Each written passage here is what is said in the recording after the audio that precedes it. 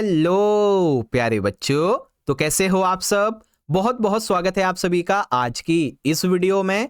और आज की ये एक स्पेशल और मोस्ट डिमांडेड वीडियो, या फिर यूं कहें कि लगभग 1.5 घंटे प्लस तक का आज का हमारा ये महा एपिसोड क्लास 11th का आपका हिंदी का जो सब्जेक्ट है बच्चों, हिंदी इलेक्टिव का, ठीक है, जिसे आप हिंदी ऐच्छिक भी कहते हैं। इसी के कल के पेपर के लिए, कल यानी कि जो बच्चे मॉर्निंग शिफ्ट के हैं इनका कल 17 फरवरी 2026 को, और जो बच्चे इवनिंग शिफ्ट के हैं इनका 18 फरवरी 2026 को आपका जो हिंदी का एनुअल एग्जाम है, यानी कि फाइनल एग्जाम 2025-26 का ये होने वाला है। ठीक है, तो इसी की प्रिपरेशन को और बेहतर बनाते हुए, ठीक है, आपके एग्जाम के लिए आपका जो रिवीजन है ये बहुत अच्छे से हो। आपको कुछ ऐसे मोस्ट इंपॉर्टेंट सिलेक्टेड और रिपीटेड क्वेश्चंस पता चल जाए बच्चों, जो हर साल फाइनल एग्जाम में पूछे जाते हैं, जिसके आपके एग्जाम में डिट्टो भी रिपीट होने के हाईली चांसेस हैं, क्योंकि ये रिपीटेड क्वेश्चंस हैं। तो उसके मामले में ये वीडियो बहुत ज्यादा इंपॉर्टेंट होने वाली है, क्योंकि इस वीडियो के अंदर हम लोग अपना चौथा और सबसे इंपॉर्टेंट एक सैंपल पेपर इस वीडियो में सॉल्यूशन के साथ में समझने वाले हैं। और जो भी क्वेश्चन हम आपको बताएंगे बच्चों, वो बहुत ही ज्यादा हाईली रिकमेंडेड हैं आपके कल के पेपर के लिए। इसीलिए मैं कह रहा हूं बच्चों कि आप सभी अगर अपने एग्जाम की तैयारी अच्छी करना चाहते हो तो वीडियो को एंड तक जरूर देखिए। ओके, तो चलो बच्चों, सबसे पहले हम अपना पेपर का पैटर्न समझते हैं कि हमारा जो पेपर है वो कैसा आने वाला है। ठीक है, तो पेपर आपका 3 घंटे का आएगा और 80 नंबर का पेपर रहने वाला है। पेपर के अंदर कुल मिलाकर आपके 3 खंड होंगे, खंड का, खा और गा, यानी कि सेक्शन ए, बी और सी, और कुल 14 प्रश्न पेपर में आएंगे। खंड का जो रहेगा बच्चों, ये होगा आपठित बोध वाला, जिसमें आपठित गद्यांश और काव्यांश के 2 प्रश्न रहेंगे। और खंड खा बच्चों, ये एक ऐसा सेक्शन है जिसमें आपके जितने भी मार्क्स हैं ये टोटली डिपेंड करते हैं कि कितनी आपने प्रैक्टिस कर रखी है, क्योंकि अभिव्यक्ति और माध्यम की आपकी जो पुस्तक है इससे 5 प्रश्न पूछे जाएंगे।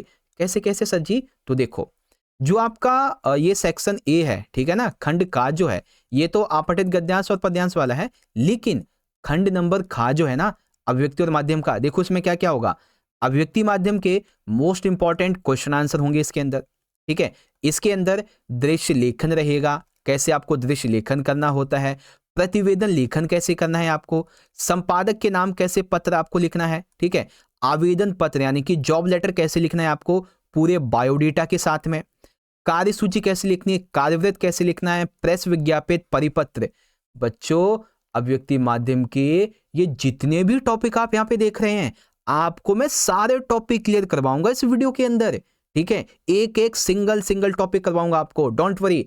और इसी वीडियो के अंदर हम लोग अपना जो खंड नंबर गा है, ठीक है, अंतरा भाग 1 और अंतराल भाग 1, इन दोनों ही बुक्स के, ठीक है, दोनों ही बुक्स के जितने भी मोस्ट इंपॉर्टेंट सिलेक्टेड और रिपीटेड क्वेश्चन है बच्चों, वो भी यहां पे हम डिस्कशन करने वाले हैं।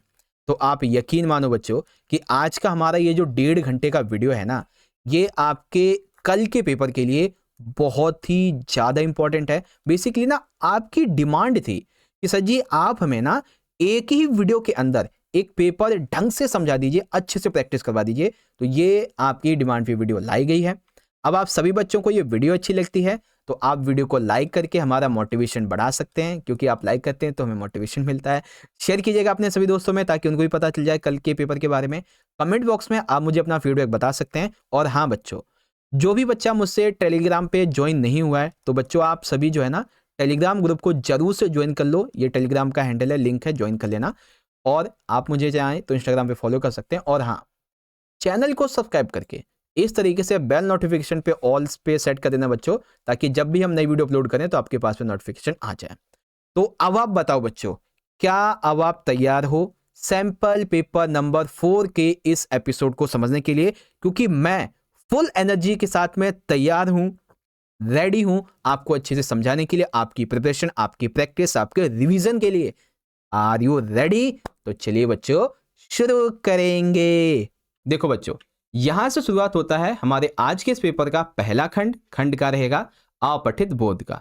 तो पहले हम जो हमारा पैसेज है ना उसे पढ़ेंगे और अच्छे से प्रैक्टिस करेंगे, ठीक है। अगर कोई बच्चा ये सोच रहा है ना कि क्वेश्चन पेपर में सेम पैसेज आएगा, तो ऐसा नहीं है बच्चे, क्योंकि देखो पैसेज जो आपको दिए जा रहे हैं, जो क्वेश्चन दिए जा रहे हैं, वो आपकी प्रैक्टिस के लिए है। एंड हाँ, मोस्ट इंपॉर्टेंट है, जिसकी प्रोबेबिलिटी है कि यहां से क्वेश्चन एग्जाम में बनेगा, अगर क्वेश्चन आएगा ना ऐसा, तो यहां से बन सकता है, ऐसे चांसेस हैं, ठीक है। तो चलो शुरुआत करते हैं बच्चों।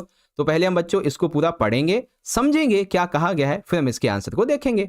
ओके, तो चलो मेरे साथ आप भी पढ़ना। देखो, हिंदी साहित्य के विकास में लेखकों का महत्वपूर्ण योगदान रहा है। हिंदी लेखकों ने अपनी रचनाओं के माध्यम से समाज को नई दिशा दी और सामाजिक बदलावों को गति प्रदान की है। इनके लेखन में समाज की समस्याओं को गहराई से दर्शाया गया है।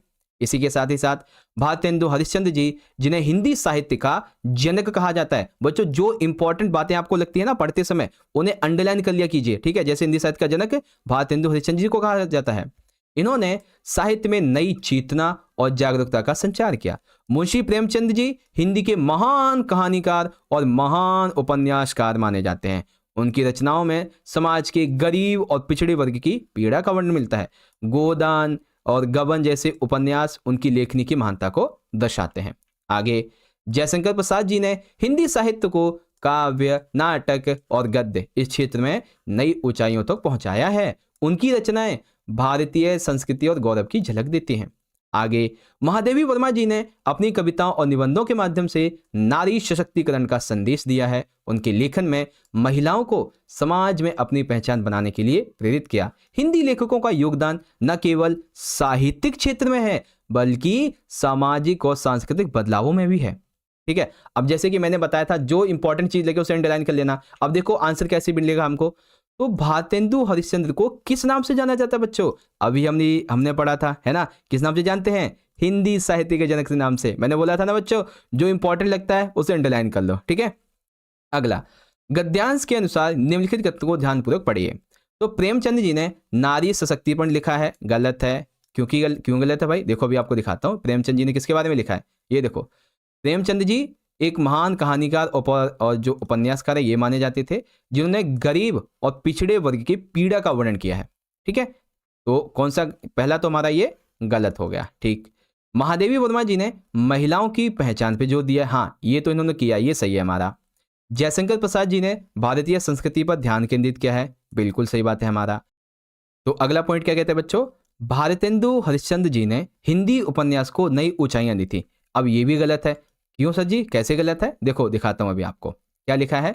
जयशंकर प्रसाद जी ने हिंदी साहित्य के काव्य, नाटक, गद्य क्षेत्र में नई ऊंचाइयों तक इसे पहुंचाया था। तो जयशंकर प्रसाद जी ने किया था, भारतेंदु जी ने नहीं, ठीक है। तो क्या होगा? दूसरा सही है और हमारा तीसरा सही है। इस तरीके से पहला वाला ऑप्शन ठीक है, ओके। अब देखो बच्चों, दूसरा क्वेश्चन हो गया। तीसरा देखिए, अभिकथन कहता है प्रेमचंद जी की रचनाएं समाज के गरीब वर्ग पर केंद्रित करती हैं, बिल्कुल ठीक है। कारण यह है कि उनकी जो रचनाएं हैं, जो कहानियां हैं, ये समाज की समस्याओं को उजागर करती हैं, इसीलिए तो ये समाज के गरीब वर्ग पर केंद्रित होती हैं। बिल्कुल सही बात है भाई। तो क्या होगा? यहाँ पे दोनों सही हैं और यहाँ पे व्याख्या भी कर रहा है ना। चलो अब एक एक नंबर और दो दो नंबर के क्वेश्चन। तो हमारा है क्वेश्चन नंबर 4। महादेवी वर्मा ने अपने लेखक के माध्यम से क्या संदेश दिया है? तो उन्होंने नारी सशक्तिकरण का संदेश दिया है, ठीक है।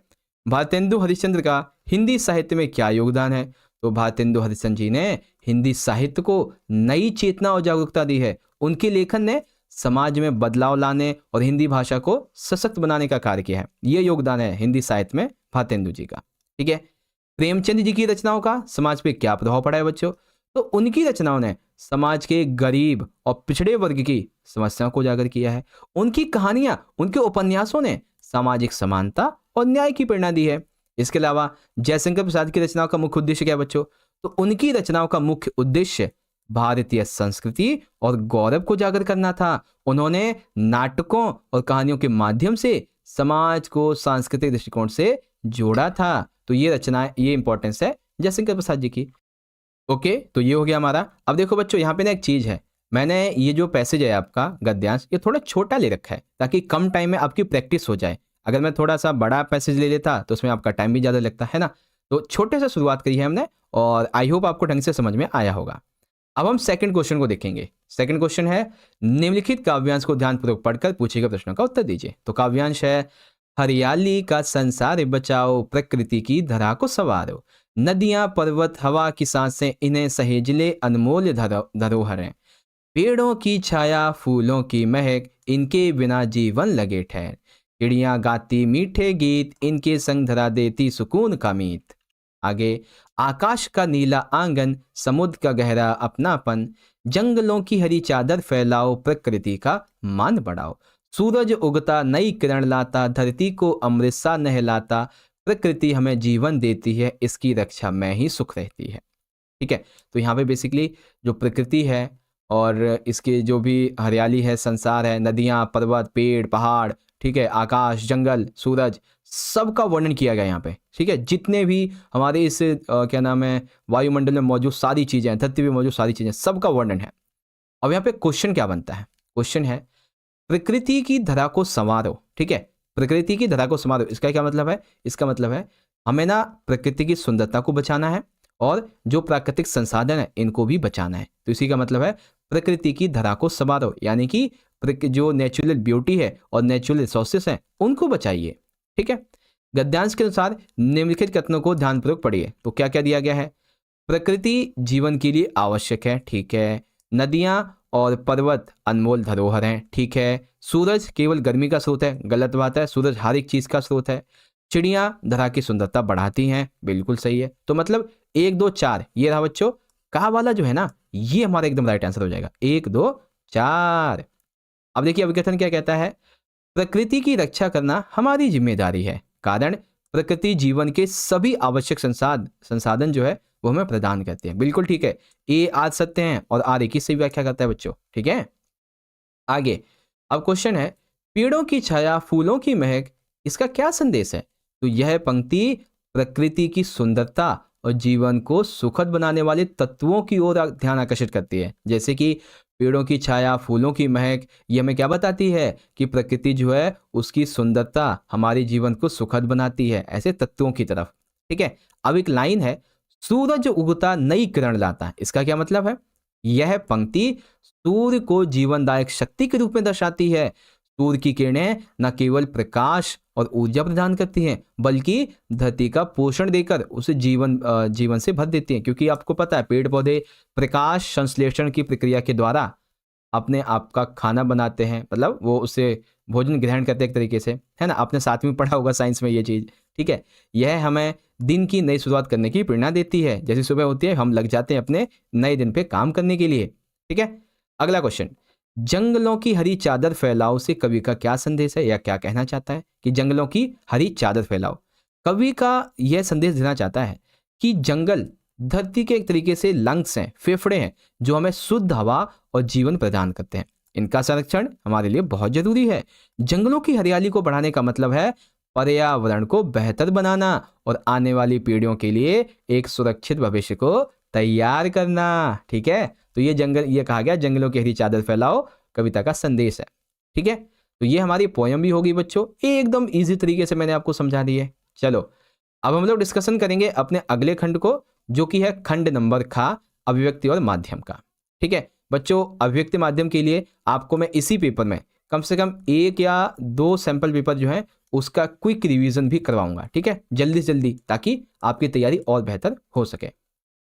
चलो तो देखिए खंड खा शुरू हो चुका है, अभिव्यक्ति और माध्यम का। तो बच्चों इसमें तीसरा क्वेश्चन जो है, इसमें आपके ना 3 क्वेश्चन होंगे, पहला दूसरा और तीसरा, बट ट्विस्ट ये है एक क्वेश्चन पहला वाला 1 नंबर का, बाकी 2 क्वेश्चन आपके 2-2 नंबर के। ठीक है, तो देखो क्या है, यह पत्रकारिता सनसनी फैलाने का कार्य करती है। इस पत्रकारिता में अखबार अफवाहों, व्यक्तिगत आरोपों, प्रत्यारोपों, प्रेम संबंध, भांडाफोड़ और फिल्मी गपशप को समाचार की तरह प्रकाशित किया जाता है। तो ऐसी कौन सी पत्रकारिता है बच्चों जो सनसनी फैलाने का काम करती है। ठीक है, सोचो जल्दी से, मैं आपको आंसर दिखाऊं उससे पहले सोचो वो कौन सी पत्रकारिता है जो सनसनी फैलाती है। ठीक है, तो सनसनी फैलाने वाली पत्रकारिता है पीत पत्रकारिता। कौन सी बच्चों, पीत पत्रकारिता। ठीक है, अब तीसरे का दूसरा क्वेश्चन, टेलीविजन के विकास का वर्णन कीजिए। तो बच्चों टेलीविजन का विकास कैसे हुआ इसके बारे में डिस्कशन करना है। देखो बच्चों, सबसे पहली बात, टेलीविजन जो है ना वो एक दृश्य और श्रव्य माध्यम है। टेलीविजन एक दृश्य और श्रव्य माध्यम है, ठीक है। इसकी विश्वसनीयता सर्वाधिक होती है, ठीक है, इस पे विश्वास किया जा सकता है ज़्यादातर। 1927 में बेल टेलीफोन लेबोरेटरीज में न्यूयॉर्क और वॉशिंगटन के बीच प्रायोगिक टेलीविजन कार्यक्रम का प्रसारण हुआ। 1936 में बीबीसी ने अपनी टेलीविजन सेवा प्रारंभ की थी। भारत में टेलीविजन की शुरुआत 15 सितंबर 1959 को हुई, जिसका उद्देश्य था शिक्षा के सामुदायिक विकास को प्रोत्साहन करना। इसके अलावा 15 अगस्त 1965 में स्वतंत्रता दिवस से विधिवत टीवी सेवा प्रारंभ हुई। 1 अप्रैल 1976 को आकाशवाणी से इसे अलग करके दूरदर्शन का नाम दे दिया गया। बच्चों एग्जाम में आपको इतना ज़्यादा नहीं लिखना है, एक पॉइंट आपने ये लिख दिया, पॉइंट नहीं आपको सेंटेंस में लिखना है, ये लिख दिया और आपने ये 3 लिख दिए, ठीक है, इन्हीं को सेंटेंस में बना दिया बस। बाकी ये थोड़ी एक्स्ट्रा इन्फॉर्मेशन है कि अगर मान लीजिए ये क्वेश्चन 1 नंबर में आ जाए तो आप कैसे करेंगे कि बीबीसी ने अपनी टेलीविजन सेवा प्रारंभ कब की थी, तो इसलिए मैंने यहाँ पे थोड़ी सी ना एक्स्ट्रा इन्फॉर्मेशन ले रखी है ताकि आपको और चीज़ें पता चल जाए। ओके बच्चों, चलिए क्वेश्चन देखेंगे, समाचार किसे कहते हैं, इसको विस्तार से समझाइए। तो बच्चों समाचार क्या होता है, देखो समाचार, हर घटना समाचार नहीं होती। समाचार के रूप में हम उन्हीं घटनाओं को, उन्हीं सूचनाओं को, उन्हीं मुद्दों को हम चुन सकते हैं जिन्हें जानने में अधिक से अधिक लोगों की रुचि हो। किसी घटना का समाचार बनने के लिए उसमें नवीनता, लोगों की रुचि, निकटता, प्रभाव, ऐसे तत्वों को होना आवश्यक है, ठीक है। समाचार किसी ऐसी ताजा घटना, ऐसा विचार, ऐसी समस्या की रिपोर्ट है जिसमें अधिक से अधिक लोगों की रुचि हो और जिसका प्रभाव अधिक से अधिक लोगों पर पड़े।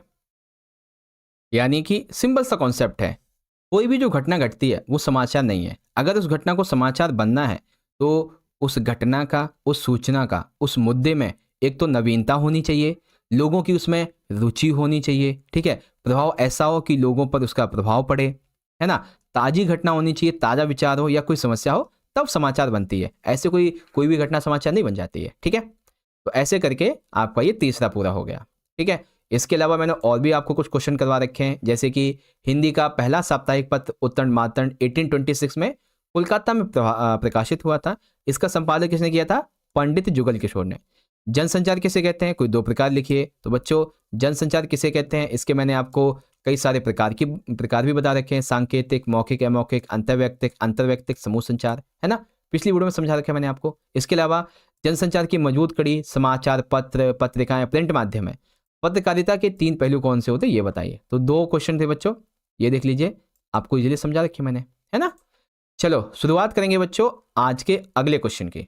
तो अब यहाँ पे है क्वेश्चन 4, निम्नलिखित दिए गए 3 शीर्षकों में से किसी एक शीर्षक पर 120 शब्दों में दृश्य लेखन कीजिए। तो बच्चों याद रखिए, दृश्य लेखन जो है ना वो हमेशा आपको प्रेजेंट में लिखना है, ठीक है, प्रेजेंट यानी कि वर्तमान काल में, ठीक है। तो चलो जैसे कि टॉपिक है चिड़ियाघर का दृश्य, गांव का दृश्य, बगीचे का दृश्य। तो इसमें आपने मेरे हिसाब से सारी चीजें देखी हैं। आप ना समझो चिड़ियाघर गए हो, आप क्या क्या देख रहे हो, कैसे कैसे जा रहे हो, कहाँ देखा, क्या देखा। गांव में हो, गांव में गए आप, ठीक है, खेत देखे आपने, बगीचे देखे, बगीचे में गए तो बगीचे में क्या देखा, बगीचे में कई तरह के फल फूल देखे, खाए, मौज मस्ती की, बस वही लिखना है, लेकिन आप प्रेजेंट में लिखना, ये रखना, ठीक है। तो देखो मैंने एक लिखा चिड़ियाघर का दृश्य, तो जानवर, पक्षी, ठीक है, बच्चे, शहर और जानवर की सुरक्षा। तो यहाँ पे पिछले रविवार या फिर हम ये कह सकते हैं कि रविवार के दिन, ठीक है। तो यहाँ पे हम ये कह सकते हैं कि रविवार के दिन मैं अपने परिवार के साथ चिड़ियाघर जाने का हमने फैसला किया। चिड़ियाघर में प्रवेश करते ही अलग अलग जानवरों और पक्षियों के दृश्य ने मेरा मन रोमांचित कर दिया। बहुत सारे पक्षी थे वहाँ पे, जानवर थे, मेरा मन रोमांचित हो गया। सफेद बाघ, शेर, हाथी, हिरण, जानवर, ऐसे बहुत सारे जो जानवर थे ना वो घूम रहे थे उधर बाड़ों में। बच्चे सबसे ज्यादा उत्साहित, मैंने देखा बहुत सारे छोटे बच्चे थे वहां पे, और वो सब पता है पेंगुइन को, जेब्रा को, इसको देख रहे थे ज्यादातर। पक्षियों के लिए बनाए गए विशेष क्षेत्र में रंग बिरंगे तोते, मोर, राजहंस अपनी सुंदरता से लोगों का ध्यान खींच रहे थे, ठीक है। इसके अलावा चिड़ियाघर में मैंने देखा विभिन्न जानवरों के लिए अलग अलग वातावरण था, उनका प्राकृतिक वातावरण जैसा जिसके हिसाब से चाहिए। और मैंने ये भी देखा कि लोग ना जानवरों के बारे में जानकारी ले रहे थे और उन्हें करीब से देखने का आनंद भी ले रहे थे, ठीक है। कुछ लोग तो जानवरों को खाना खिलाने की तक की कोशिश कर रहे थे, लेकिन सुरक्षा कर्मियों ने उन्हें रोका और उन्हें सही दिशा निर्देश बताए, ठीक है। फव्वारों और पेड़ के बीच बने बैठने के स्थान पर हमने चिड़ियाघर की यात्रा को और भी सुखद बनाया। यानी कि वहाँ पे एक ऐसा स्थान था ना जहाँ पे फव्वारे थे, पेड़ वगैरह थे, वहाँ पे चल रहा था। तो हमने देखा, वहाँ पे हम बैठे, बहुत मजा आया बैठने में और सुखद हमें आनंद मिला क्योंकि हम थक गए थे, तो यहाँ बैठने से हमें आनंद मिला। यह अनुभव न केवल मनोरंजक था बल्कि जानवर, पर्यावरण, इसके प्रति हमारी जिम्मेदारियों को समझाने का एक अवसर भी मेरे लिए रहा। फिर लिख देंगे कट टू। ठीक है बच्चों, इस तरीके से आप यहाँ पे लिख सकते हैं। बच्चों याद रखिएगा, सबसे पहले आपको टॉपिक लिखना है, उसके छोटे छोटे की पॉइंट्स लिखने हैं 5 से 7 और लास्ट में कट टू। अब एक टॉपिक यहाँ पे मैंने और उठा दिया, जैसे कि गांव का दृश्य। अब गांव में हरियाली है, खेत है, कच्चे मकान है, पशु, नदी, ये सब है। तो आप यहाँ से देख सकते हैं गांव का दृश्य हमेशा सादगी और प्राकृतिक सुंदरता से भरपूर होता है। छुट्टियों के दौरान मैं अपने दादा दादी के गांव में गया। वहां पहुंचते ही चारों ओर मैंने हरियाली देखी और शांति से मेरा मन गदगद हो गया। शहर की इस कोलाहल से दूर गांव का प्राकृतिक मनोहर दृश्य, वाह वाह वाह, कितना आनंदित करता है। गांव की गलियां कच्ची थी, उनके दोनों ओर खेतों की हरियाली थी। कुछ किसान मैंने देखा कि अपने खेतों में काम कर रहे थे, तो कुछ लोग पशुओं की देखभाल में व्यस्त थे। गांव में मिट्टी के और खपरेल से बने हुए घर थे वहां पे, है ना, मैंने ये भी देखा। ऐसे हैं, तो आप इसको पढ़ सकते हो। ओके, चलो क्वेश्चन नंबर 5 को डिस्कस करेंगे बच्चों। अब यहाँ पे दिया गया कि दिए गए विषयों में से एक विषय पर 120 शब्दों में पत्र लिखिए। तो बच्चों सबसे पहले आपको मैं वो क्वेश्चन करवाऊंगा जिसका आपको मैं एक ऐसा फॉर्मेट बता दूंगा कि इस वीडियो में जो आपको फॉर्मेट बताऊंगा वो 95% आपको सेम लिखना है आपके एग्जाम में। 95%, बस चेंज क्या करना है 5%, और वो भी पद का नाम और कंपनी का नाम। बस अभी बताऊंगा कैसे। तो पहले हम वही वाला देखेंगे। तो पहले देखेंगे दिल्ली के राजकीय प्रतिभा स्कूल में राजनीतिक शास्त्र अध्यापक के कुछ पद रिक्त हैं। अपनी योग्यताओं का उल्लेख करते हुए इस पद पर नियुक्ति के लिए आवेदन पत्र लिखिए। तो ध्यान से देखिए, संस्था का नाम है यानी कि स्कूल का नाम राजकीय प्रतिभा स्कूल, पद का नाम राजनीतिक शास्त्र अध्यापक। चलो शुरू करते हैं। देखो सबसे पहले हम क्या करेंगे, सबसे पहले लिखेंगे बच्चों हम एड्रेस का फॉर्मेट। ठीक है, तो देखो एड्रेस के फॉर्मेट में 2-3 चीजें। एक तो पहला आएगा बच्चों आपका पता, यानी कि भेजने वाले का पता, लिखने वाले का पता। ठीक है, तो आपका पता क्या है, वैसे क्वेश्चन में अगर जगह का नाम हो तो लिखना, नहीं हो तो लिख देना परीक्षा भवन, काकागा रोड, नई दिल्ली। फिर लिखेंगे दूसरे पे बच्चों दिनांक, और दिनांक पूरी लिखनी है। जैसे कि इवनिंग के बच्चों का पेपर 21 तारीख को है, तो मैंने लिख दिया 21 फरवरी 2025। ठीक है, फिर सेकंड पे आएगा बच्चों आपका, यहाँ पे देख लीजिए प्राप्तकर्ता, यानी कि मिलने वाले का पता, जिसे आप लिख रहे हो उसका पता। ठीक है, और इसको लिखने से पहले ना यहाँ पे प्रति जरूर लिखना। प्रति का मतलब क्या होता है कि जो आपने विज्ञापन उस कंपनी का देखा, आप उसके जवाब में लिख रहे हो।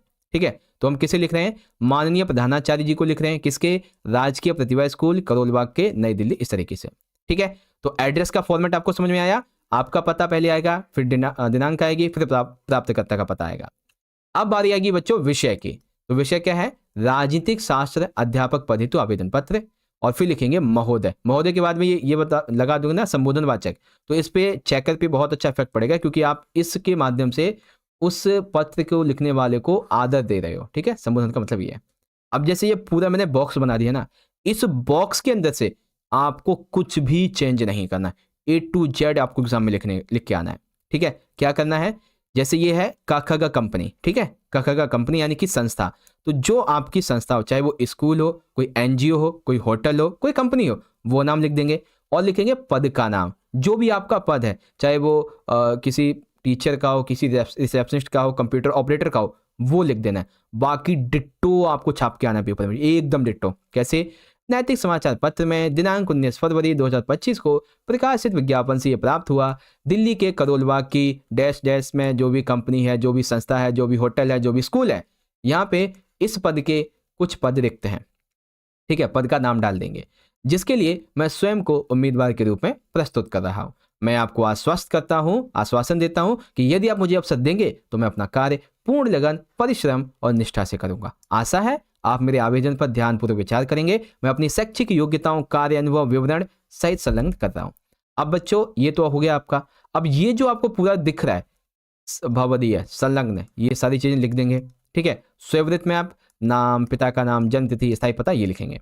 फिर आएगी बच्चों शैक्षिक योग्यताएं। तो बच्चों शैक्षिक योग्यताएं ये 4 तो आपको पूरी लिखनी है, पूरी 4 लिख दी है, हर एक टॉपिक में कोई सा भी आ जाए। ठीक है, 10वीं कहाँ से की, कितने नंबर आए, 12वीं कहाँ से की, कितने नंबर, स्नातक कहाँ से किया, और कंप्यूटर कोर्स, ये A to Z सब में लिखना है आपको। डिट्टो चेंज करनी है आपको 5 वाली, जैसे कि जो आपका विषय है, मान लीजिए विषय आपका राजनीतिक शास्त्र का, तो लिख देंगे PhD राजनीतिक शास्त्र में, ठीक है। या फिर जैसे मान लीजिए आपसे होटल मैनेजमेंट की बात की जाए तो अब लिख देंगे PhD इन होटल मैनेजमेंट, ठीक है। और इस तरीके से ये हो गया आपका।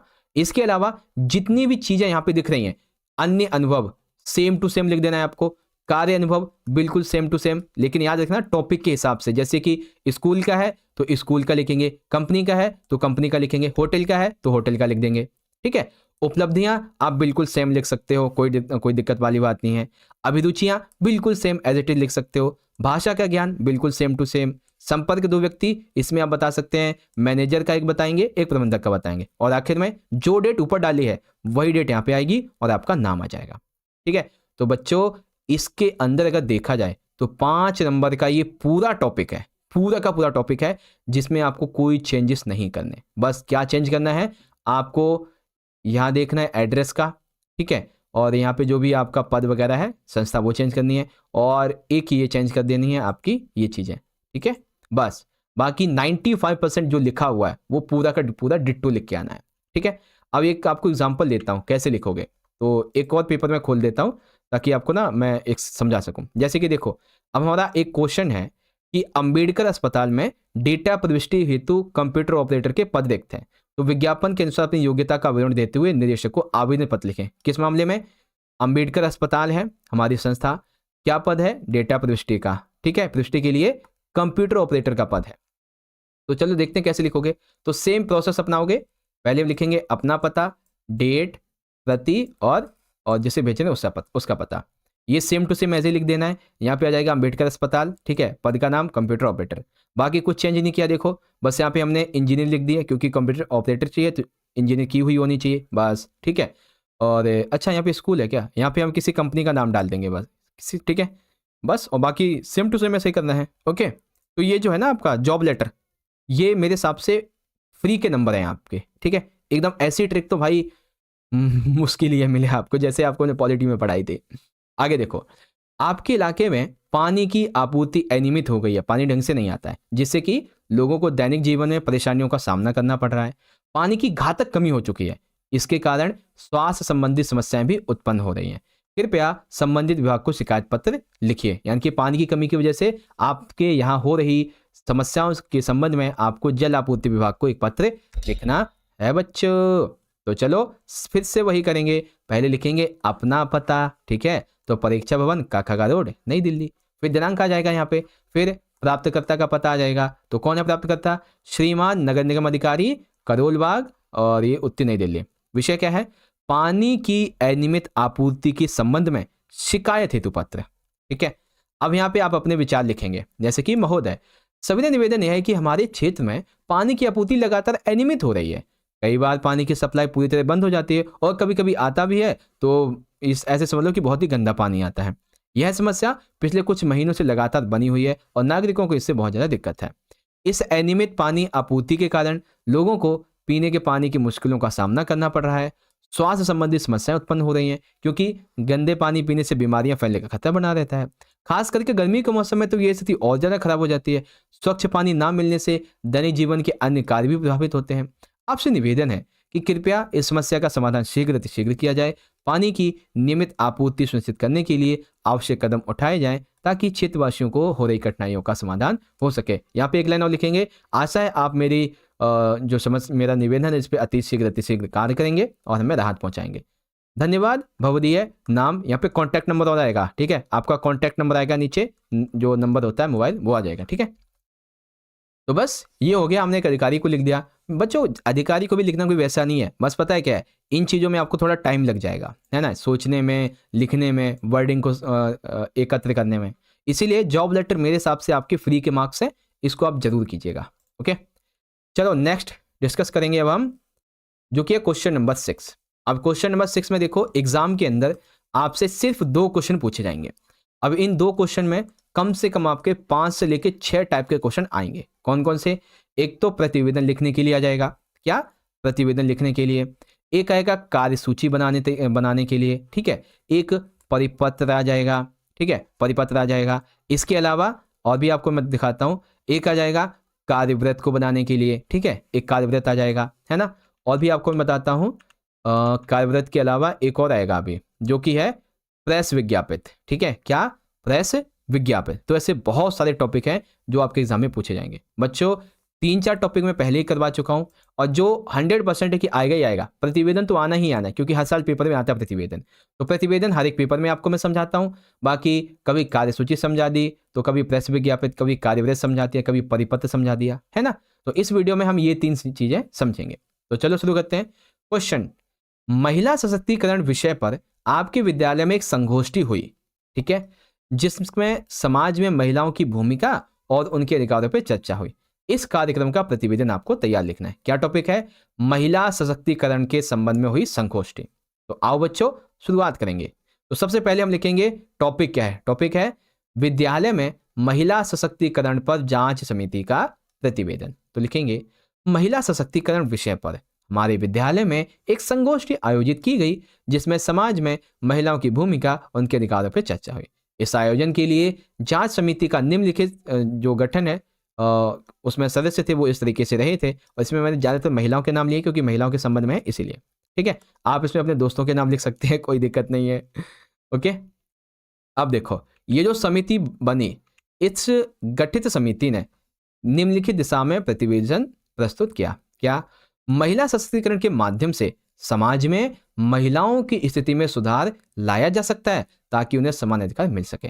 संगोष्ठी के दौरान महिलाओं को शिक्षा, रोजगार, स्वास्थ्य, इस क्षेत्र में समान अवसर प्रदान करने की आवश्यकता पर बल दिया गया। समाज में महिलाओं के प्रति भेदभाव को समाप्त करने के लिए हर स्तर पर प्रयास किए जाने चाहिए। महिलाओं को उनके अधिकारों के बारे में जागरूक भी किया जाना चाहिए। महिलाओं की सुरक्षा अधिकारों, उनके खिलाफ हिंसा की रोकथाम के लिए कानूनी प्रावधानों का पालन करना आवश्यक है, जैसे घरेलू हिंसा, कार्यस्थल पर यौन उत्पीड़न। ऐसे अधिनियम जो है वो हमें और प्रभावी तरीके से लागू करने चाहिए। इसके अलावा ये भी बताया गया कि महिलाएं समाज की एक अहम कड़ी हैं, उनके योगदान के बिना समाज का विकास संभव नहीं है। और भी एक चीज़ है, जैसे कि संगोष्ठी में छात्राओं को यह भी बताया गया कि उन्हें अपने जीवन में आत्मनिर्भर और स्वतंत्र बनना चाहिए, ताकि वे हर क्षेत्र में सफलता हासिल कर सकें। विद्यालय ने महिला सशक्तिकरण के महत्व को समझाने और इसे बढ़ावा देने के लिए विभिन्न पाठ्यक्रमों और गतिविधियों की योजना बनाई। दिनांक लिख देंगे और लिखेंगे हस्ताक्षर, ओके, इस तरीके से, ठीक है बच्चों। तो हमारा प्रतिवेदन यहाँ पे पूरा हुआ महिला सशक्तिकरण के ऊपर। एक प्रतिवेदन पिछली वीडियो में समझाया था, जो कि था कि जो शिक्षक दिवस है, ये शिक्षक दिवस बड़े धूमधाम से मनाया गया, ठीक है। तो इस मामले में देख सकते हैं बच्चों, बहुत अच्छे से प्रतिवेदन समझाया हुआ है मैंने आपको इजीली, चाहे तो पढ़ लीजिए क्योंकि समझा तो रखा ही है। चलो अब हम लोग अगले क्वेश्चन को डिस्कस करेंगे, जो कि है हमारा छठे का दूसरा। इसमें बताया गया है आपके विद्यालय में पर्यावरण जागरूकता सप्ताह के आयोजन के लिए कार्यसूची तैयार कीजिए, जिसमें व्याख्यान, वृक्षारोपण कार्यक्रम और छात्रों की सहभागिता की योजना बनाई जाए। बच्चों याद रखो, कार्यसूची का मतलब क्या होता है? कार्यसूची का मतलब होता है कि आप क्या क्या कार्य उस विषय के संबंध में करेंगे, उसकी पहले ही सूची बना ली जाए, ठीक है। कैसे कैसे कार्य हम करेंगे उसकी सूची बनाना। और एक होता है कार्यव्रत, ठीक है, एक होता है कार्यव्रत। अब कार्यव्रत में क्या होता है कि आप उन कामों को करने के लिए क्या क्या एक्शन ले रहे हैं, कौन सी समिति बनाई, कौन क्या करेगा, कितना खर्चा आएगा, ये सारी चीजें, ठीक है। कार्यसूची अलग है, कार्यसूची एक लिस्ट बनाना हो गया, कार्यव्रत उस लिस्ट पे एक्शन लेना हो गया, ठीक है। चलो शुरुआत करेंगे। तो टॉपिक क्या है? पर्यावरण जागरूकता सप्ताह कार्यसूची। बैठक की तिथि 1 मई 2025, समय प्रातः 10 बजे, स्थान प्रधान चर्चा कक्ष। कार्यसूची, पर्यावरण जागरूकता सप्ताह की तिथि और समय का निर्धारण किया गया। जब सब मिले तो सभी ने पर्यावरण सप्ताह जो रहेगा इसकी तिथि और समय का निर्धारण किया। व्याख्यान और वृक्षारोपण कार्यक्रमों के लिए वक्ताओं का चयन, कौन कौन जो है वक्ता बनेंगे जो वृक्षारोपण कार्यक्रम के तहत ये बताएंगे।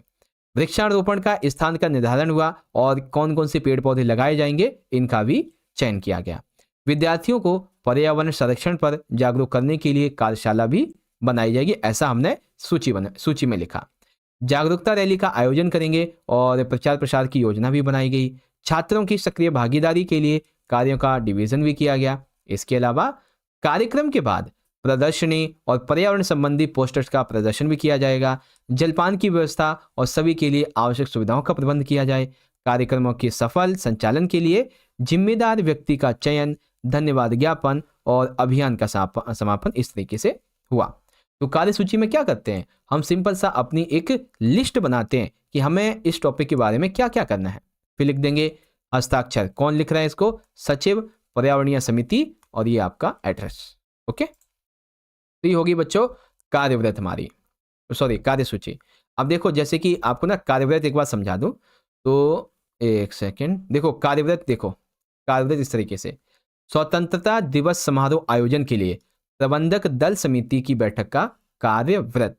अब कार्यव्रत कैसे, दिनांक 20 जनवरी 2025 को बैठक संपन्न हुई। प्रबंधक दल समिति की अध्यक्षता संगम विहार निवासी कल्याण संघ के प्रधान श्री सुखलाल जी ने की। बैठक में भाग लेने वाले सदस्यों की सूची इस तरीके से, ठीक है। अब देखो आगे क्या क्या। कार्यवाही का आरंभ संयोजक के द्वारा सभी सदस्यों का स्वागत करने से हुआ। इसके बाद उन्होंने अपने अनुभव को बताया जिससे समिति स्वतंत्रता दिवस समारोह को अधिक प्रभावशाली व सफल बना सके। सामान्य चर्चा के बाद में कार्यसूची में जो विषय लिखे गए थे उस पर विचार विमर्श हुआ, जिसका विवरण संक्षिप्त है, ठीक है। अब कार्यसूची पे जो हमने लिखा था उसी पे विचार किया गया, तो ये देख सकते हैं इस पे एक्शन लिए गए, है ना, क्या क्या समितियां बनाई गई, सारी चीजें लिखी हैं। ओके, चलो अब एक ऐसे टॉपिक की बात करते हैं जिसके बारे में बहुत कम बच्चों को पता होगा, जैसे कि मोबाइल फोन पर होने वाले व्यय की सीमा जो है इसको निर्धारित करने के लिए एक परिपत्र लिखिए। किस पे, मोबाइल फोन पर होने वाले व्यय की सीमा को निर्धारित करने के लिए। तो चलो लिखते हैं बच्चों। तो चलो बच्चों अब हम परिपत्र को बड़े ढंग से समझेंगे, ठीक है। परिपत्र और प्रेस विज्ञापित, इसमें थोड़ा सा डिफरेंस है, ज्यादा नहीं, अभी समझा दूंगा। पहले परिपत्र लिखिए, देखो पहले संस्था का नाम अखिल भारतीय साहित्य एवं संस्कृति संस्थान, फिर पत्रांक क्या है, पत्रांक का नंबर क्या है, सर्कुलर नंबर क्या है, तो यहाँ पे मैंने लिखा 24/13 और ये हो जाएगा हमारा 2025, ठीक है, 2025, ठीक है। महानिदेशालय परिपत्र, फिर लिखेंगे नई दिल्ली, और ये हो जाएगा इस तरीके से 27 मई 2025 होगा, वैसे तो यहाँ पे भी 5 क्यों लिखा है पता नहीं, ठीक है, 2025 होगा, ठीक है। विषय क्या है, मोबाइल फोन पर होने वाले जो व्यय है इसके लिए निर्धारित सीमा।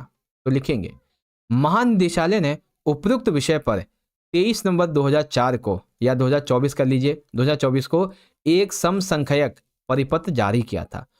उपयुक्त परिपत्र के द्वारा मोबाइल फोन पर होने वाले व्यय की सीमा 2000 रुपये प्रति माह निर्धारित की गई थी।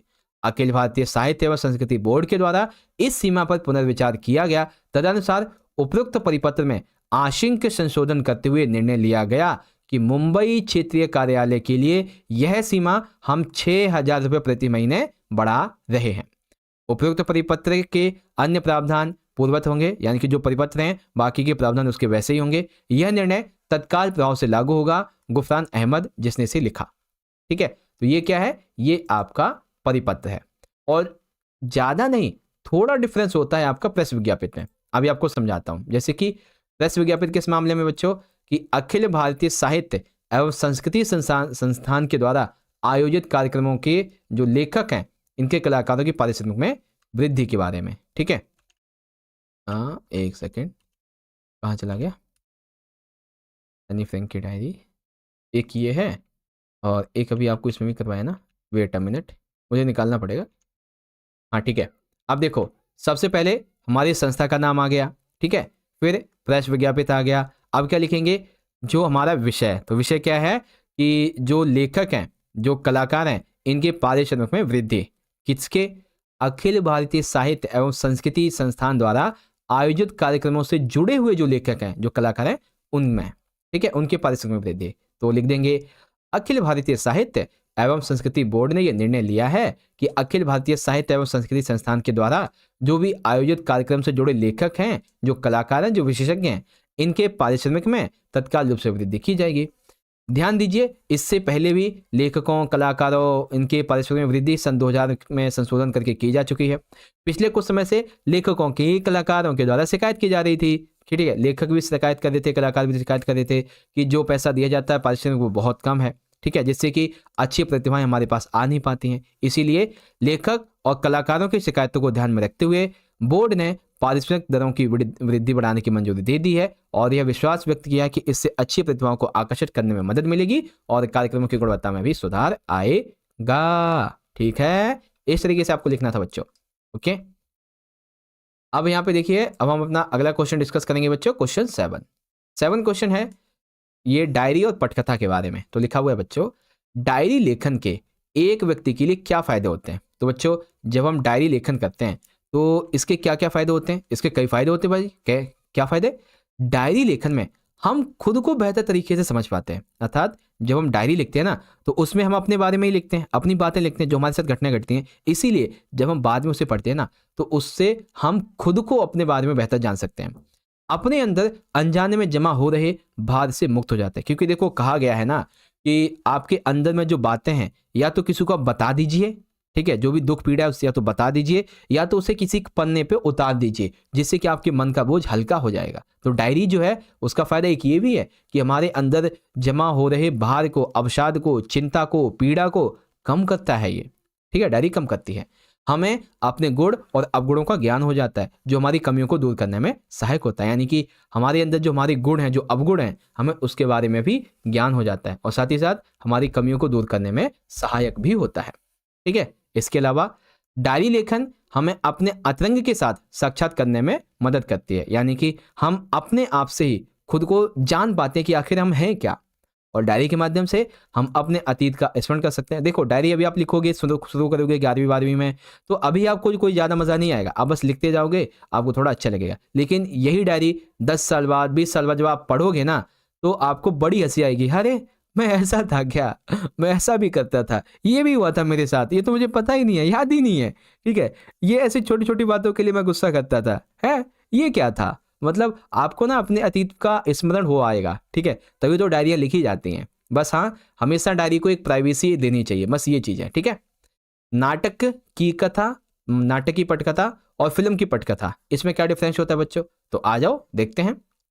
देखो, नाटक और फिल्म की पटकथा में अंतर। नाटक के दृश्य बहुत लंबे होते हैं, लेकिन फिल्म के दृश्य छोटे होते हैं। जैसे कोई भी सीरियल होता है, वो कभी 1 आया 1 साल तक चला, 2 आया 2 साल तक चला, 3 आया 4 साल तक चला, चौथा आया 5 साल तक चला, है ना। तो नाटक के दृश्य बहुत लंबे होते हैं, सालों तक चलते हैं। लेकिन फिल्म होती है, उसके दृश्य छोटे होते हैं। नाटक के घटना स्थल सीमित होते हैं, जैसे कि कोई एक चौपाट है, कोई एक घर है, कोई मोहल्ला है, कोई गांव है, वहीं तक सीमित है। लेकिन फिल्म तो देश विदेशों तक में घूम तक आती है। नाटक की कथा का विकास एक रेखीय माध्यम में होता है, एक एक करके होता है, जो एक ही दिशा में आगे बढ़ता है। जबकि सिनेमा, फिल्म, ये कई प्रकार से आगे बढ़ती है। नाटक एक सजीव कला माध्यम है, यानी कि जिसे सीधा दिखाया जा सकता है, जिसमें अभिनेता अपने ही जैसे जीवंत दर्शकों के सामने अपनी कला प्रदर्शित करते हैं। ये मैं उस नाटक की बात कर रहा हूँ, जैसे कि जो नाटक ना पुराने टाइम पे होते थे, एकदम पर्दा खुलता था, स्टेज पे होते थे, वो नाटक की मैं बात कर रहा हूँ। ठीक है, सीरियल जो ऑनलाइन चलते हैं वो वाली नहीं, ये वो नाटक है जो अभी मैं बता रहा हूँ। तो नाटक कई 2-4 दिन, हफ्ते 10 दिन चलते हैं, है ना। जैसे मान लीजिए कि रामायण है, ठीक है, तो उसका ना वाचन किया जा रहा है, ठीक है, उसको दिखाया जा रहा है, जैसे रामलीला नहीं लगता उस टाइम पे, तो वो क्या है, वो इसी का एग्जाम्पल है, वो काफ़ी लंबे समय तक चलती है ना। सिनेमा में यह पूर्व रिकॉर्डिंग छवियां दृश्य होते हैं। सिनेमा में क्या होता है, पूर्व रिकॉर्ड किया जाता है, फिर उसे दिखाया जाता है। जैसे ये मेरी वीडियो है, ये क्या है, ये सिनेमा ही तो है, मैंने रिकॉर्ड की है, फिर आपको इसकी छवियां दिखा रहा हूँ, है ना। तो ये चीज़ है बच्चों, तो इसको बोलते हैं नाटक और फिल्म की पटकथा में अंतर। ठीक है, और क्वेश्चन भी लिखना चाहेंगे तो देख सकते हैं बच्चों। जैसे एनी फ्रैंक की डायरी का नाम क्या था, the diary of a young girl. जीवन इसका रहा था 1929 से 45 तक।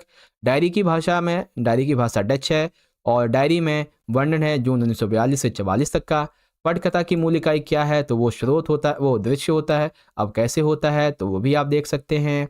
ओके बच्चों, चलिए अब यहाँ पे हमारा अगला खंड शुरुआत होगा, खंड नंबर का पाठ्य पुस्तक अंतराल और अंतराल वाला। ठीक है, हम सीधा अपने खंड गा की तरफ चलते हैं।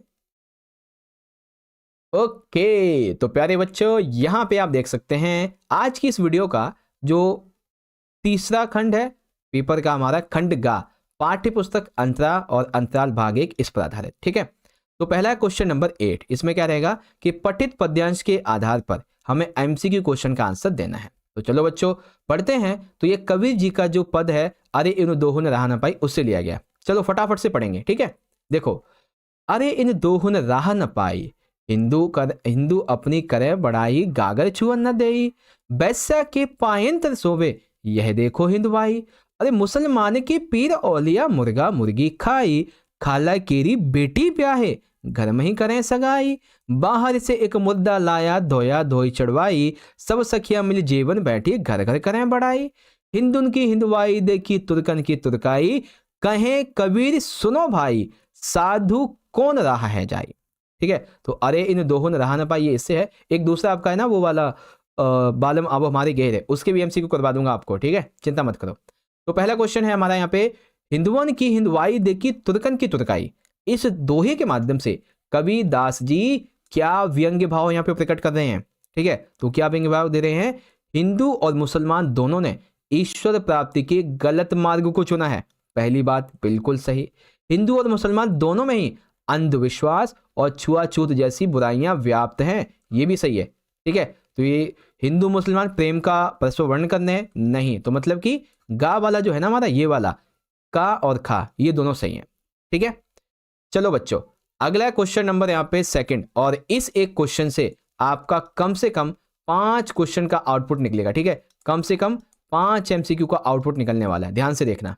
क्या है, काव्यांश के अनुसार निम्नलिखित कथनों को ध्यानपूर्वक पढ़िए। सबसे पहली बात, कबीर जी ने मानव धर्म को अपनाने की बात की है। कबीर जी के धर्म को अपनाने की बात करते हैं, मानवीय धर्म को। ठीक है, कबीर जी की रचनाओं में उन्होंने स्वयं को क्या कहा है बच्चों, स्वयं को उन्होंने जुलाहा कहा है और काशी का निवासी कहा है। कबीर दास जी ईश्वर का प्रत्येक स्थान में, प्रत्येक जीव में निवास बताते हैं। ठीक है, आपसे पूछा जाए कबीर दास जी ईश्वर का जो निवास है वो कहाँ बताते हैं, प्रत्येक स्थान में और प्रत्येक जीव में बताते हैं। ठीक है, कबीर जी के काव्यों की भाषा कैसी है, सदुक्कड़ी है। कैसी है बच्चों, सदुक्कड़ी। कबीर जी भक्ति काल के निर्गुण काव्य धारा के कवि है। 2 धाराएं होती हैं, एक सगुण एक निर्गुण, तो कबीर जी भक्ति काल के निर्गुण काव्य धारा के कवि है। ठीक है, तो जितनी इंफॉर्मेशन आपको यहाँ पे दी गई है, all the information is correct. ठीक है, पहला सही है, दूसरा भी, तीसरा भी, चौथा भी, पांचवा भी, सारी की सारी बातें यहाँ पे सही है, इसीलिए का वाला ऑप्शन ठीक हो जाएगा बच्चों। ठीक है, मैंने बोला था ना कि काफी इंफॉर्मेशन है, ध्यान से देखिएगा। चलो अगला क्वेश्चन, हिंदू अपनी करें बढ़ाई, गागर सुअ न देई, वैसा के पायन तर सोए, यह देखो हिंदवाई। तो इसके माध्यम से कबीर दास जी हिंदू धर्म में व्याप्त कौन सी जो बुराई है उसको यहाँ पे दिखा रहे हैं। तो कौन सी बुराई बच्चों, छुआछूत, बाहरी आडंबर और जो जातिगत विविधता है, इसको यहाँ पे दर्शाया गया है। ठीक है, जातिगत विविधता, छुआछूत, बाहरी आडंबर, इसको कहें कबीर सुनो भाई, साधु कौन रहा है जाही। कबीर दास की अंतिम पद में किस राह की ओर जाने की बात कर रहे हैं। ठीक है, तो कबीर दास जी एक ऐसी राह की बात कर रहे हैं जिसमें मानव धर्म ही सर्वोपरि हो और कोई धर्म नहीं, इस राह की ओर जाने की बात करते हैं। ठीक है, इसके अलावा बच्चों काव्यांश के हिसाब से मैंने आपको कुछ यहाँ पे शब्दार्थ दिए हैं, इसको हमें पढ़ना है। जैसे कि पायंतर, पायंतर का मतलब होता है पैरों पर या फिर पैरों के पास। खाला का मतलब होता है मौसी या माँ की बहन। औलिया का मतलब होता है संत, महात्मा या कोई फकीर। पीर कौन होते हैं, पीर को हम गुरु कह सकते हैं, आध्यात्मिक शिक्षक कह सकते हैं, साधना में मार्गदर्शक करने वाला, अल्लाह का पैगंबर कह सकते हैं। तुर्कन कौन है, तो तुर्कन कबीर के समय में जो लोग बाहर से हिंदुस्तान में आए थे, खासतौर से मुसलमान, उनको तुर्कन इन्होंने कहा है। तो क्या आंसर होगा बच्चों, कथन 1 2 3 4 5 सारे के सारे एकदम करेक्ट है बच्चों, सबके सब हमारे यहाँ पे एकदम सही हो जाएंगे, बिल्कुल राइट। ओके, तो ये हो गया हमारा पहला वाला क्वेश्चन बच्चों यहाँ पे कंप्लीट, क्वेश्चन 8 का। चलो अब देखेंगे अगले क्वेश्चन को, क्वेश्चन नंबर 9 है बच्चों। इसमें क्या है कि काव्य खंड पर आधारित 4 प्रश्नों में से 2 के आंसर दीजिए, 2 नंबर के। वैसे 3 पूछे जाएंगे, मैं आपसे 4 पूछ रहा हूं ताकि एक और एक्स्ट्रा समझा सकूं। क्वेश्चन नंबर फर्स्ट, हंसी की चोट सवैये में किन 5 भौतिक तत्वों का वर्णन किया गया है। ठीक है, वियोग में वे तत्व किस प्रकार से विदा हो रहे हैं, ये बताइए। तो आओ बच्चों ध्यान से समझते हैं। देखो, हंसी की चोट सवैये में कवि ने जिन 5 तत्वों का वर्णन किया वो निम्नलिखित हैं, वायु, जल, अग्नि, भूमि तथा आकाश। ठीक है, वायु, जल, भूमि, अग्नि तथा आकाश। अब ये वियोग में कैसे विदा हो रहे हैं, तो देखो पहले वायु तत्व की बात करेंगे। वियोग में तेजी से सांसों के चलने से वायु तत्व विदा हो गया है। जल तत्व निरंतर आंसू बहने की वजह से उसका जल तत्व बह रहा है। अग्नि तत्व शरीर का तेज मिट गया है जिसकी वजह से अग्नि तत्व चला गया है। शरीर की दुर्बलता से शरीर कमजोर हो गया है जिसकी वजह से भूमि तत्व समाप्त हो गया है। अब नायिका में बचा हुआ है केवल आकाश शेष तत्व, क्योंकि आकाश जो है ना वो आशा की किरण को दर्शाता है और अभी भी जो नायिका है उसको आशा है कि भगवान कृष्ण से मिलने जरूर आएंगे। ठीक है, तो ये चीज है। अभी आकाश तत्व शेष बचा हुआ है, बाकी जितने भी तत्व थे, ठीक है, वायु तत्व सांसों की चलने की वजह से, जल तत्व आंसू बहने की वजह से, अग्नि तत्व जो है शरीर के तेज मिटने की वजह से, शरीर के कमजोर होने से भूमि तत्व, ये सब विदा हो गए, बचा केवल आकाश तत्व। ठीक है, इस तरीके से ये क्वेश्चन है। अब इसी का अगला क्वेश्चन देखेंगे। जाग तुझको दूर जाना कविता में अमृता सुत का संबोधन किसके लिए और क्यों आया है बच्चों? तो अमृता सुत का संबोधन किसके लिए और क्यों आया है, तो आओ देखते हैं। देखो, कवित्री महादेवी जी के अनुसार व्यक्ति जीवन मार्ग पर चलता है। ठीक है, अर्थात कवित्री महादेवी के अनुसार जो व्यक्ति जीवन मार्ग पर चलता है वह अमरता सुत है, क्योंकि आत्मा या जीवात्मा अमर होती है, वह कभी नहीं मरती और ना ही कभी जल सकती है, वह अजर अमर है, वह परमात्मा का एक अंश है। यही कारण है कि हर व्यक्ति में विद्यमान आत्मा को ही अमरता का सुत कहा है। ठीक है, तो अमरता का सुत क्या है बच्चों? मनुष्य के भीतर व्याप्त एक ऐसा अंश जिसे हम आत्मा कहते हैं, ना तो वो कभी मरने वाली है ना कभी जलने वाली है, वो अजर है, अमर है, परमात्मा का अंश है, उसी को अमरता सुत कहा गया है। एक ऐसा सुत जो अमर है, जो कभी नहीं मरेगा, परमात्मा का अंश है। ठीक है, इसको बोलते हैं। अगला क्वेश्चन, बादल को घिरते देखा है कविता में प्रणय कलह से कवि का क्या तात्पर्य है? तो प्रणय कलह से कवि का क्या तात्पर्य है बच्चों? देखो, प्रणय कलह से तात्पर्य होता है प्रेम से संबंधित प्रेम झगड़ना। ठीक है, प्रेम से संबंधित प्रेम झगड़ना। इसमें प्रेमी और प्रेमिकाएं, मतलब प्रेमी और जो प्रेमिका होती है, ये दोनों अपने वियोग को लेकर एक दूसरे को बहुत सुनाते हैं। ठीक है, तथा एक दूसरे को दोषी ठहराते हैं।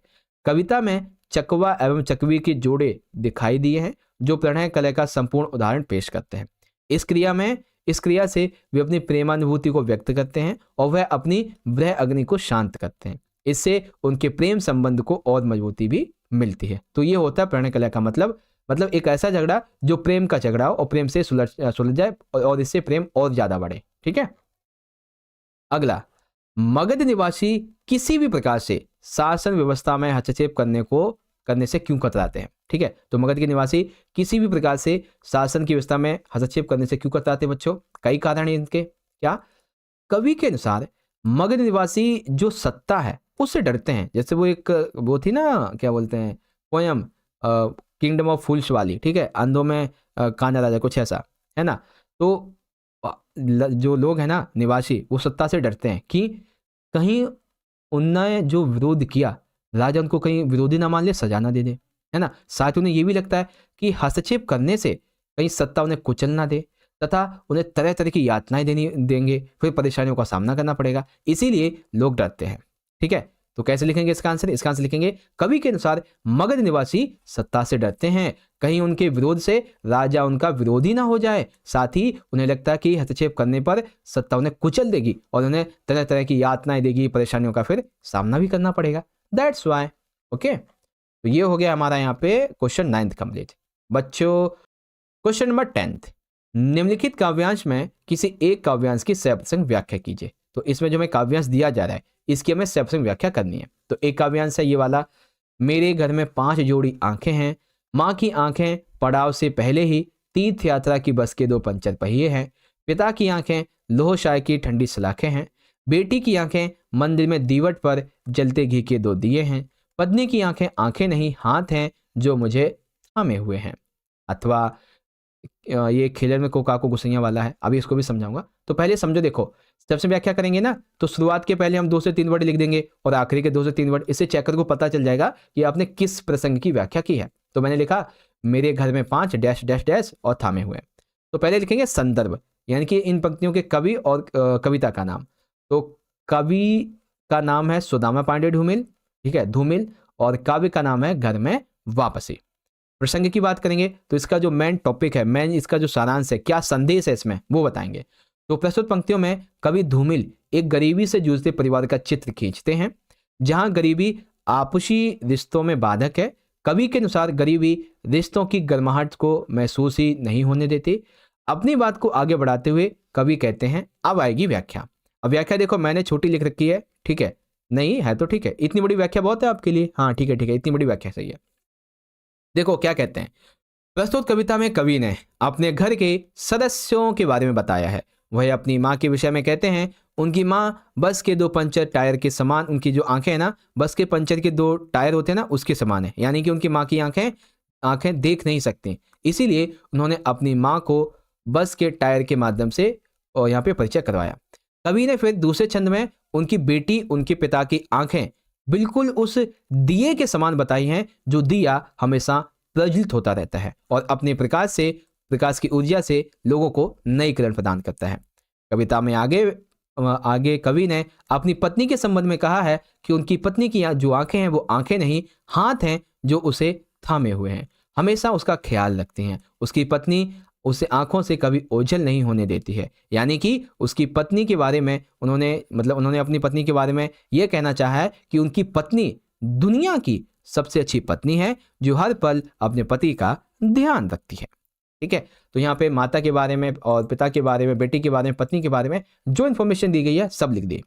अब लिख देंगे साहित्य सौंदर्य।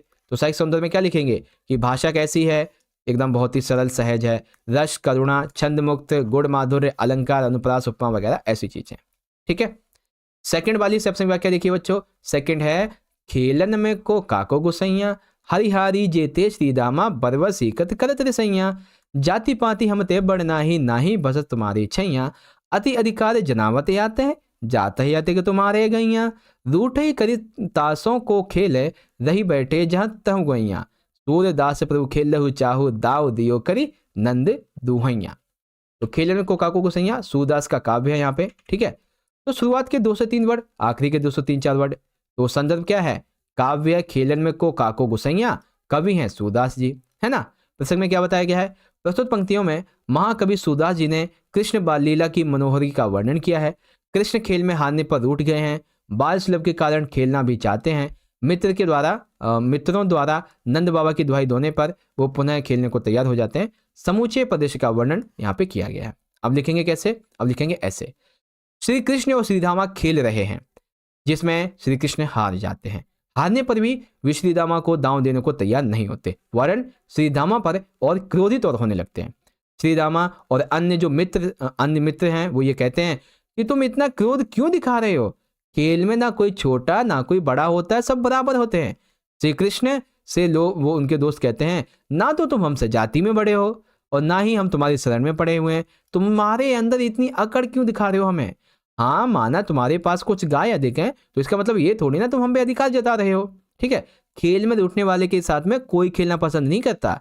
ऐसा कहकर सभी ग्वालवाल यानी कि मित्र इधर उधर बैठ जाते हैं। हालांकि श्री कृष्ण भीतर से मन ही मन खेलना चाहते हैं, पर वे श्रीदामा पे एहसान भी रख रहे थे। उन्होंने कहा, देखो मैं दोबारा खेल रहा हूँ, दांव दे रहा हूँ। नंद बाबा की दुहाई देते हुए वो दांव देने को तैयार हो गए। ठीक है, उसके बाद फिर लिखेंगे साहित्यिक सौंदर्य। तो जब भी सूरदास जी की बात आए तो हमेशा लिख देना ब्रज भाषा का प्रयोग है, भक्ति भाव कैसा है, सखा का वर्णन है, वात्सल्य रस है, छंद माधुर्य गुण है, चित्रण जो है बाल मनोविज्ञान का इसमें चित्रण है ना, खेल में रूठना वगैरह ये चीजें। ओके बच्चों, तो यहाँ पे जो कविता है आपकी दोनों ही जो कविताएं थी इनकी मैंने आपको बहुत अच्छे से जो सप्रसंग व्याख्या बच्चों समझा दी है। इसके अलावा अगर आपने हमारी पिछली वीडियोस देखी होंगी तो उसमें मैंने आपको और भी सप्रसंग व्याख्या समझा रखी है। जैसे कि आप यहाँ पे देख सकते हैं, ये है मगध के बारे में, कोई छींकता तक नहीं, हस्तक्षेप वाली जो है ना आपकी, ये रही कविता श्रीकांत वर्मा जी की। तो इसकी भी मैंने आपको समझा रखी है एक सप्रसंग व्याख्या, और वो भी बहुत बढ़िया तरीके से। ठीक है, इसके आपको मैं क्वेश्चन भी दिखाना चाहूँ तो देखो बच्चों कितने बढ़िया बढ़िया क्वेश्चन आपको मैंने समझा रखे हैं पिछली वीडियोज़ में। ओके, ये क्वेश्चन है आपके 4 और इन चारों का पहले का क्वेश्चन ये रहा आंसर। ठीक है, बाकी के 2 का ये आंसर है और एक आपका ये हो गया, है ना। इसके अलावा पिछली वीडियो में भी आपको मैंने मतलब सबसे पहले पेपर में दिखा दूं तो सबसे पहले पेपर में 2 समझाई थी, एक तो बादल को खिलते देखा ये वाली, ठीक है, और अरे इन दोनों ने रहा ना पाई ये वाली। तो देख लीजिए ये रही आपके बादल को खिलते देखा कविता की जो आपकी सप्रसंग व्याख्या है।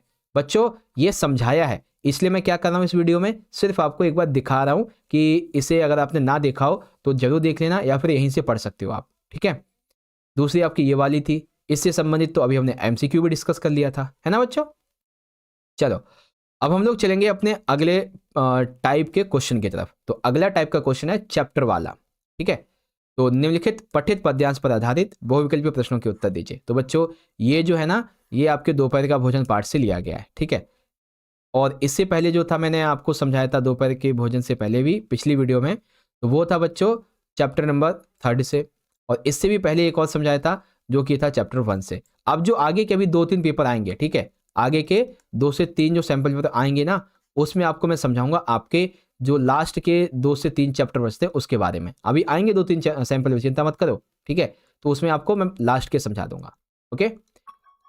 चलो तो क्या है, दोपहर का भोजन से संबंधित है। आप चाहो तो इसे पढ़ लो, मैं सीधा क्वेश्चन आपसे पूछूंगा, ठीक है। पहला क्वेश्चन दिया गया है, वह मतवालों की तरह उठी, गगरे से लोटा भर पानी लेकर गट गट चढ़ा गई। यह कथन किसके संबंध में है एवं इसका क्या मतलब है। तो देखो जैसे जैसे ही आप ये देखेंगे कि वह मतवाली की तरह उठी, उठी स्त्रीलिंग है ना, उठी स्त्रीलिंग है, यानी कि सिद्धेश्वरी खाना खाते समय अपने ख्यालों में डूबी थी। अचानक से उसे अधिक प्यास का आभास हुआ और फिर वो एकदम से उठी, गगरे से लोटा भर पानी लेकर गटगट चढ़ा गई, ठीक है। अब इसी के संबंध में एक ऐसा क्वेश्चन जिसका आउटपुट एक क्वेश्चन से कम आपका निकलेगा 4 का, ठीक है। कम से कम 4 एमसीक्यू का आउटपुट यहाँ पे आपका निकलेगा। तो क्या है बच्चों, सबसे पहला दोपहर का भोजन पाठ का जो जीवांत पात्र है बच्चों, वो कौन है, सिद्धेश्वरी है। सिद्धेश्वरी के पति का नाम, पूरा नाम है, वैसे तो मुंशी जी है लेकिन पूरा नाम है मुंशी चंद्रिका प्रसाद। सिद्धेश्वरी के परिवार में मुंशी जी के अलावा 21 वर्षीय पुत्र है, ठीक है, बड़ा बेटा रामचंद्र, 18 वर्षीय बेटा मंझला मोहन है और 6 वर्षीय छोटा बेटा प्रमोद है, कुपोषण का शिकार। रामचंद्र प्रूफ रीडिंग का काम करता है और मुंशी चंद्रिका प्रसाद की जो छटौती थी वो बिजली विभाग से हो चुकी थी। घर में खाने तक को कुछ भी नहीं था, है ना। तो कथन कौन सा होगा, 1 2 3 4, सारी बातें बिल्कुल ही सही हैं बच्चों, ठीक है। अगला क्वेश्चन, दोपहर के भोजन कहानी में वह कौन सा प्रसंग है जिनसे कि जो गरीबी व्यवस्था नहीं झलकती है। यानी कि देखो बच्चों 2 नंबर में क्वेश्चन आ सकता है कि बताइए दोपहर के भोजन कहानी में गरीबी की झलकता को दर्शाने वाले प्रसंग, ठीक है। अब देखो हमें क्या करना है, जो नहीं है उसको पहचानना है। तो देखो बच्चों, अब मुंशी जी का काम छूट गया जिससे कि घर में आय का स्रोत बंद हो गया, तो इससे गरीबी झलकती है। फिर घर में इतना अनाज नहीं है कि सभी तरह से पेट भर के भोजन कर सकें, सिद्धेश्वरी पानी पीकर ही सो जाती है, सही है। टूटी खाट पर लेटा उसका छोटा बेटा कुपोषण का शिकार है, सही है। मुंशी जी के द्वारा प्रूफ रीडिंग का काम करना ये गलत है क्योंकि प्रूफ रीडिंग का काम उसका बड़ा बेटा करता था, ठीक है। तो खा वाला जो है ये गलत हो जाएगा, इससे गरीबी की झलक नहीं मिलती है। अगला क्वेश्चन, सिद्धेश्वरी ने जब भोजन करते समय रोटी का पहला ग्रास मुंह में रखा तब उसकी आंखों से टप टप आंसू चूने लगे। क्यों चूने लगे आंसू, क्योंकि ये क्वेश्चन 2 नंबर में आ सकता है बच्चों कि सिद्धेश्वरी ने जैसे पहला ग्लास मुंह में रखा वैसे ही उसकी आंखों से आंसू टप टप आने लगे। कैसे, अपने घर की परिस्थितियां एवं पेट भर भोजन ना मिल पाना उसका दुख इतना ज्यादा था, ठीक है। अपने घर की परिस्थितियों से बहुत ज्यादा दुखी थी, पेट भर के भोजन तक नहीं मिल पा रहा था। सारी कोशिशों के बावजूद भी उसके परिवार को 2 वक्त का भोजन तक नहीं मिल पा रहा था। मन के अंदर इतनी पीड़ा थी जो आंसुओं के रूप में बाहर आ गई जैसे ही खाना उसके मुंह में पहुंचा, ठीक है। तो यहाँ पे जो है घा वाला एकदम सही हो जाएगा। अगला क्वेश्चन देखेंगे, अध्याय के अनुसार दिए गए शब्द तथा उसके अर्थ को ध्यानपूर्वक पढ़िए। जैसे कि निर्विकार, इसका मतलब होता है जिसमें कोई विकार ना हो, यानी कि इसमें कोई परिवर्तन ना होता हो। छिपली का मतलब होता है खाने का एक छोटा सा बर्तन। अलगनी का मतलब होता है कपड़े टांगने के लिए बांधी गई रस्सी। नाक में दम आना यानी कि परेशान होना। जी में जी आना यानी कि चैन आ जाना। ठीक है, दोनों है मुहावरे, नाक में दम आना परेशान और जी में जी आना चैन आना। ठीक है, अब यहाँ पे देख लेंगे तो जितने शब्दार्थ यहाँ पे दिए गए हैं सब के सब हमारे एकदम बिल्कुल सही है। ठीक है, बिल्कुल सही। चलो बच्चों आगे देखेंगे तो ये हमारे क्वेश्चन तो हो चुके हैं खैर। ठीक है, आगे के 2-3 पेपर आएंगे ना, उसमें आपको मैं आपके जो अगले चैप्टर्स हैं उनके क्वेश्चन करवाऊंगा। ठीक है, चलो बच्चों अब यहाँ पे देखेंगे गद्य खंड पर आधारित 4 प्रश्नों में से किन्हीं 2 के उत्तर 2-2 नंबर के, और बहुत इंपॉर्टेंट क्वेश्चन हैं। देखो ईदगाह कहानी के उन प्रसंगों का उल्लेख कीजिए जिनसे ईद के अवसर पर ग्रामीण परिवेश का उल्लास प्रकट होता है। ठीक है, तो ईदगाह के समय गांव में कैसा जो उल्लास है वो प्रकट होता है, ये बताना है। तो आओ बच्चों ध्यान से समझते हैं। ईदगाह कहानी में ईद आने से गांव में हर तरफ उल्लास चहल पहल दिखाई दे रहा है। लोग ईदगाह जाने की तैयारी कर रहे हैं। कोई कुर्ते में बटन लगाने के लिए पड़ोसी के घर से सुई तांगा मांग रहा है। कोई कड़े जूतों में तेल डालने के लिए तेली के घर गया है। कोई बैलों को सानी पानी दे ऐसे काम में व्यस्त दिख रहे हैं। सबसे अधिक खुशी तो बच्चों के चेहरे पे है। वे ईदगाह पर लगने वाले ईद के मेले में जाने के लिए बहुत उत्सुक हैं। बच्चे मेले में मिठाई खिलौने इनको खरीदने के लिए अपने जमा किए पैसे गिन रहे हैं। इस प्रकार सभी ईद के आने से खुशी मना रहे हैं और गांव में चहल पहल दिख रही है। ओके बच्चों, ऐसे लिखेंगे इसका आंसर। चलिए अगला क्वेश्चन लिखेंगे, क्वेश्चन नंबर 2। बच्चों ज्योतिबा फुले का जो नाम है ये समाज सुधारकों की सूची में क्यों नहीं लिया गया है? तर्क सहित उत्तर लिखिए कि ज्योतिबा फुले ने, सावित्रीबाई फुले ने बहुत समाज सुधारक कार्यक्रम किए। ठीक है, पहला स्त्री शिक्षा विद्यालय भी इन्होंने खोला था और भी बहुत सारी चीजें, लेकिन फिर भी समाज सुधारकों की लिस्ट में इनका नाम क्यों नहीं आता? तो देखो इसके कई कारण हो सकते हैं। भारत के प्रमुख समाज सुधारकों की सूची में ज्योतिबा फुले के शामिल नहीं किए जाने के कई कारण। पहला, उच्च वर्गीय सूची निर्माता। जो समाज सुधारक की सूची बनाने वाले लोग होंगे वो होंगे भाई उच्च वर्ग के। ठीक है, उच्च वर्ग के, संभ्रांत वर्ग के और साथ ही साथ ब्राह्मणवादी मानसिकता वाले होंगे जो कि उनका समर्थक करते होंगे। तो उन्होंने सोचा इसके विचार हम क्यों लिखें भाई, इसने तो हमारा विरोध किया है, क्यों इसका नाम डालें, नहीं लिखा। आगे ज्योतिबा फुले के क्रांतिकारी विचार। जो समाज, ये क्या नाम है, समाज सुधारक होंगे ना, मतलब जो सूची बनाने वाले, वो ये नहीं चाहते थे कि ज्योतिबा फुले के जो क्रांतिकारी विचार हैं, मानवतावादी विचार, ये आम जनता तक पहुंचे। इसका कारण ये था कि यदि आम जनता तक ज्योतिबा फुले के क्रांतिकारी विचार पहुंच गए ना, तो समाज के निम्न वर्ग पर से इन बड़े बड़े लोगों का जो वर्चस्व वो समाप्त हो जाएगा।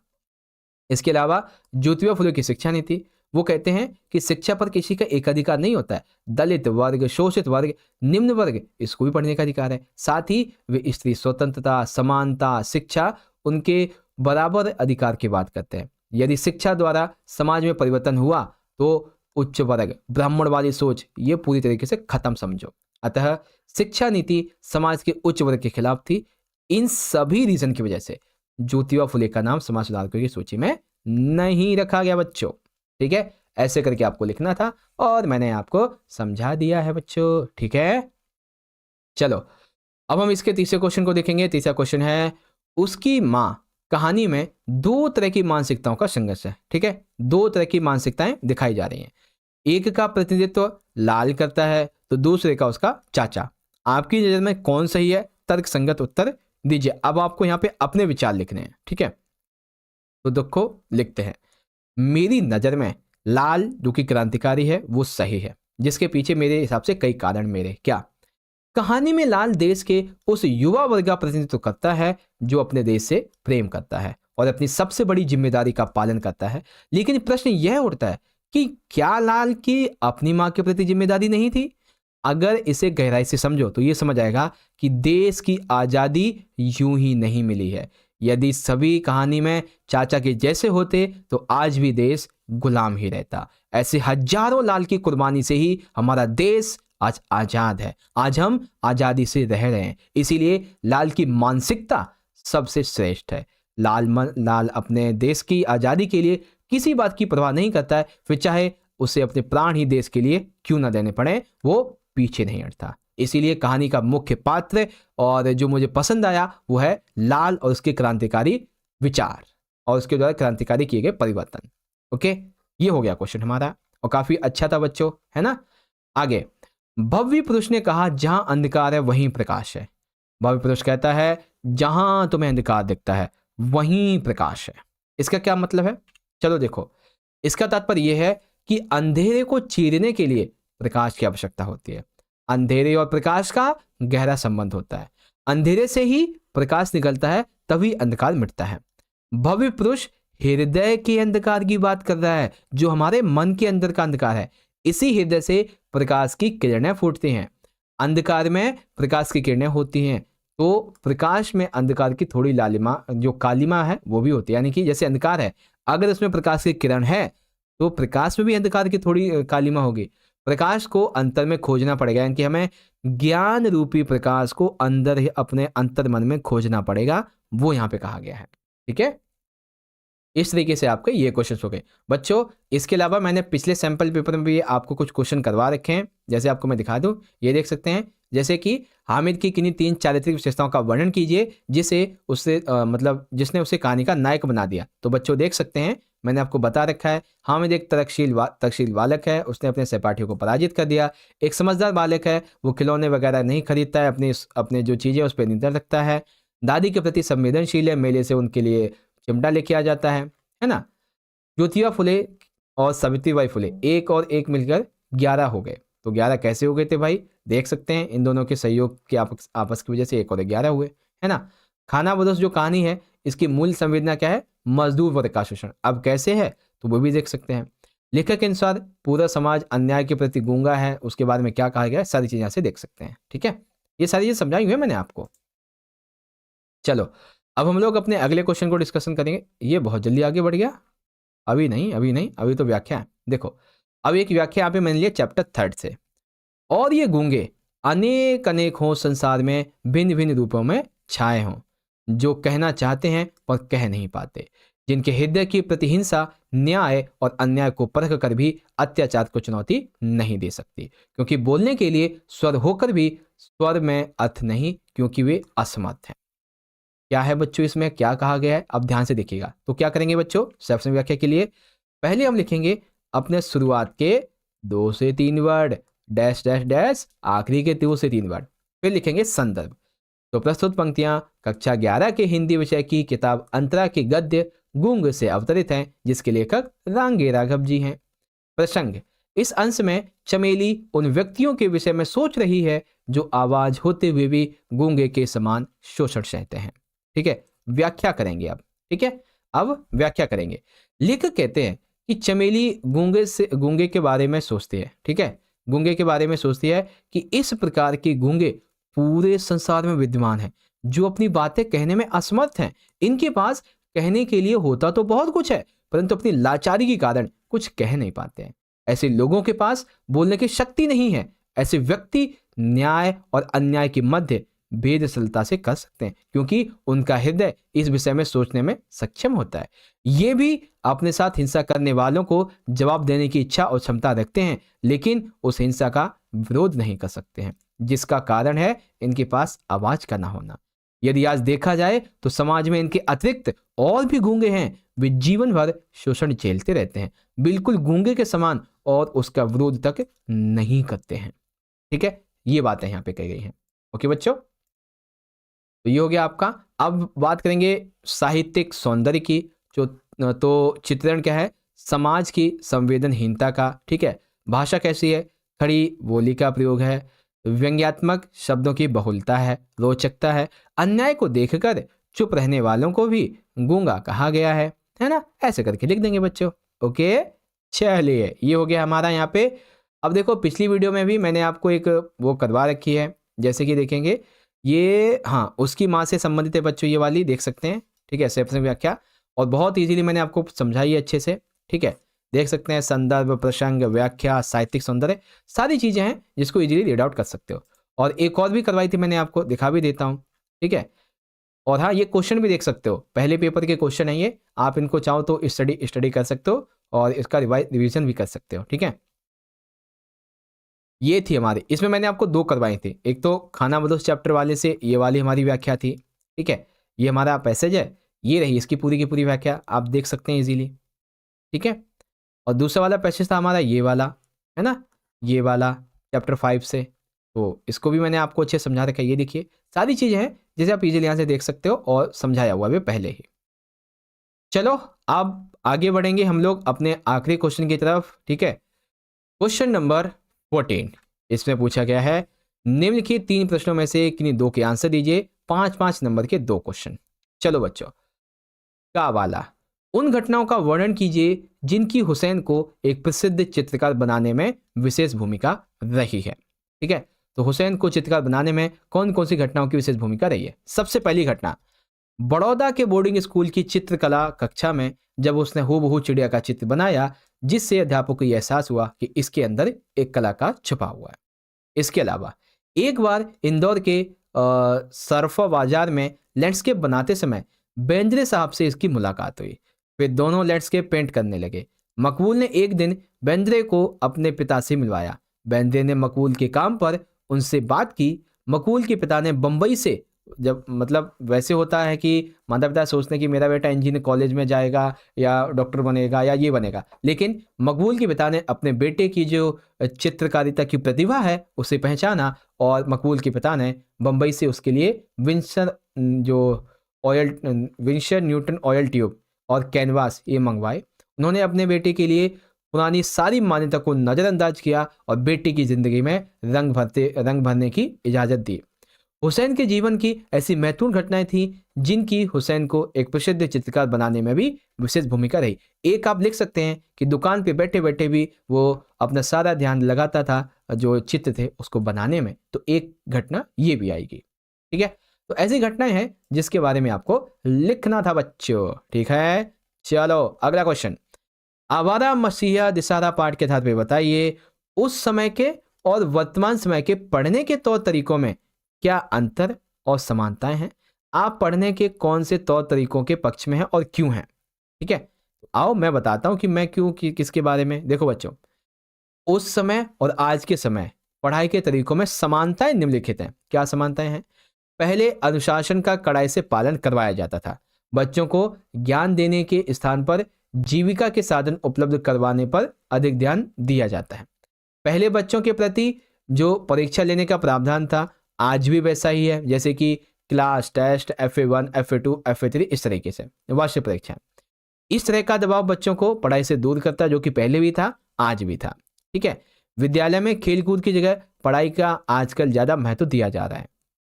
ठीक है, इसके अलावा पहले के समय प्रतिभा और रुचि पर ध्यान कम देते थे। सभी को समान रूप से एक ही चीज़ पढ़ाई जाती थी, लेकिन आज कुछ अंतर है।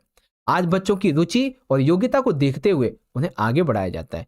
शुरुआती शिक्षा बेशक सबके 8वीं तक की एक ही जैसी हो, लेकिन आगे चलकर बच्चों के पास अपना मनपसंद विषय लेने का अधिकार होता है। पहले के समय और आज शारीरिक दंड दिया जाता है, मतलब पहले भी शारीरिक दंड दिया जाता था और आज भी दिया जाता है, लेकिन अब बच्चों को थोड़ा सा ना प्रेम से समझाया जाता है। पहले शारीरिक दंड जैसे होता था कि हाथ में डंडा मारना या फिर जो होता था मुर्गा बना दिया किसी को या हाथ खड़े करवा दिए, ये होता था ज़्यादा। लेकिन अब क्या होता है, अब बच्चों को ना थोड़ा इमोशनली उन्हें समझाया जाता है ना। विद्यालय में शिक्षा के समान ही अब खेल कूद, कला आदि को भी प्राथमिकता दी जा रही है। ठीक है, तो बेसिकली जो भी हैं समानताएं हैं, अंतर हैं, सब आप इजीली यहाँ से देख सकते हो, समझा दिया। एक आखिरी क्वेश्चन बच्चों, फिर हमारा पेपर पूरा। क्या क्वेश्चन है? कला के प्रति लोगों का नजरिया पहले कैसा था, अब उसमें क्या बदलाव आया है। तो ये भी मैंने आपको पिछली वीडियो में समझा रखा है बच्चों। ठीक है, चलो एक बार फिर से इसको डिस्कशन कर लेते हैं, कोई बात नहीं। कला के प्रति लोगों का नजरिया अब बहुत बदल गया है। क्या?